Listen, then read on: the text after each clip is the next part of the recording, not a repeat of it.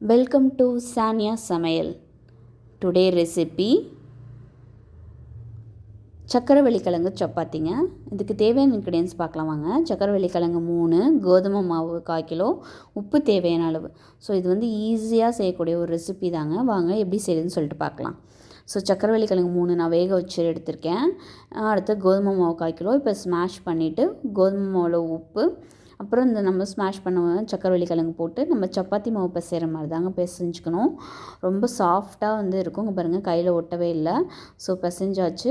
இப்போ நம்ம வந்து ஒரு 10 மினிட்ஸ் இது பண்ணிவிட்டு நான் தோசை தவா போட்டிருக்கேன். கல் சூடேனதுக்கப்புறம் 2 சைடும் நல்லா வேக வச்சு எடுத்துக்கோங்க. ஸோ இதே மாதிரி நான் எல்லாத்தையும் போட்டு எடுத்துக்கிறேன். இது வந்து 1/4 கிலோவுக்கு வந்து எனக்கு வந்து ஒரு 15-12 சப்பாத்தி வந்ததுங்க. ஸோ இது வந்து பார்த்திங்கன்னா சாப்பிடாத பசங்களையும் ஸ்வீட் பொட்டேட்டோ வந்து நம்ம சாப்பிட வச்சிடலாம்.